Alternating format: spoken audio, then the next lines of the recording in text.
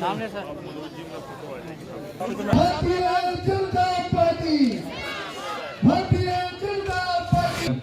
और केंद्र के विच मंत्री भाटिया जी, श्वेता जी, आपकी कैंडिडेट, आपकी बहन, आपके बीच से बहू, आपकी पढ़ी लिखी महिला, आपकी कैंडिडेट, इनका भी तो जोरदार स्वागत होना चाहिए। आपकी बेटी है और सारा सामाजिक मंच हमारा भारतीय जनता पार्टी की वो क्रीम जो पिछले 1.25 महीने से इस इलेक्शन में दिन रात 24 घंटे बिना खाए पिए काम कर रही है। मेरे सामने जिन्हें भी बैठे हुए मेरे बुजुर्ग, मेरी माता शक्ति, मेरे नौजवान भरा ते भैणा, सारे कोला पहले डीडीसी कैंडिडेट डॉक्टर श्वेता द्वारा सारे दा हार्दिक अभिनंदन स्वागत कर दिए। माता की ये मेरा सौभाग्य है कि आज मैं केडिया गंजाल में हूँ। मैं जिसका नाम सुनते रहता था, आज मुझे डीडीसी के इलेक्शन के कारण यहाँ आना पड़ा है।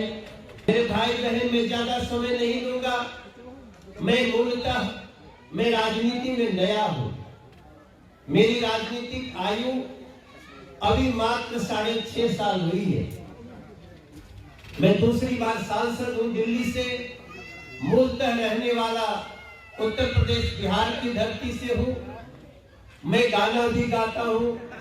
मैं ताली बजा दो अच्छी देखो।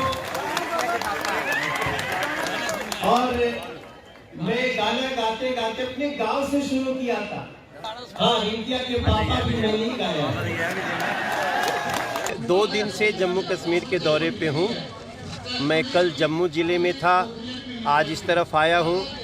उधमपुर भी गया और मैंने बड़ा प्रेम देखा। जम्मू कश्मीर एक डेवलपमेंट के नए रास्ते पे निकल पड़ा है।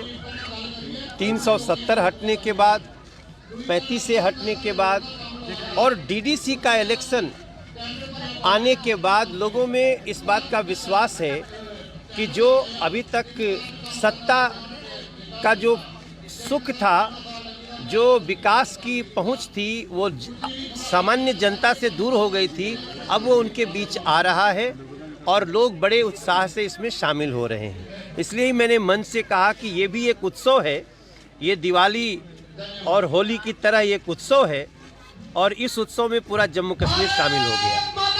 जम्मू कश्मीर की जनता आवाम के लिए क्या संदेश रहेगा? मेरा सभी से, मैं केडिया गंडियाल में और जम्मू कश्मीर के सभी लोगों से प्रार्थना करता हूं कि डीडीसी, ये डिस्ट्रिक्ट डेवलपमेंट काउंसिल के इस चुनाव में पूरी तरह से भाग लीजिए और जो भी दिल्ली से फंड आ रहे हैं, जो भी स्टेट का फंड है, वो किसी रोशनी एक्ट की तरह गायब न हो जाए, वो आपके काम आए।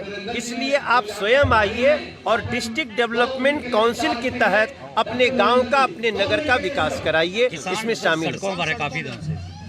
देखिए, किसानों से लगातार सरकार की बात चल रही है। किसान भाइयों को हम हमेशा समझाने में लगे हैं कि ये कृषि बिल किसी भी तरह से उनके नुकसान के लिए नहीं है। नरेंद्र मोदी जब आपके घर में 6-6 हज़ार रुपया सालाना आपके अकाउंट में पैसे दे सकते हैं, वो किसानों के अहित की बात कैसे सोच सकते हैं? लेकिन फिर भी उनका जो इशू है, एमएसपी को लिख के देने की बात है, सरकार लिख करके देने के लिए अब तैयार हो गई है और हम किसानों से कोई ईगो नहीं है हमारा। हमें जितनी बार बात करना होगा, हम किसानों को संतुष्ट करके आगे बढ़ेंगे। प्रार्थना सबसे यही है, बातचीत होनी चाहिए, केवल भ्रम में कुछ लोग गलत कदम ना उठाएं। सर, केजरीवाल जो अच्छे लोग हैं, उनके साथ किसानों को अब देखो, केजरीवाल तो किसान बिल पास कर चुके हैं। वो तो इतना धूर्त व्यक्ति है कि वो किसान बिल पास कर दिया है और फिर भी किसानों को भड़काने में लगे हैं। उनका मेन उद्देश्य किसानों का चिंता नहीं है, नरेंद्र मोदी का विरोध करना है और इसके लिए ये लोग काम भड़का रहे हैं। मैं किसान भाइयों से लगातार हम लोगों की बातचीत हो रही है और हम लोग जो भी इश्यूज हैं छोटे मोटे उसको हम लोग सॉल्व कर लेंगे। जम्मू कश्मीर में देखिए पार्टियां बहुत है, लोकतंत्र है, अधिकार भी है लोगों को लड़ने का।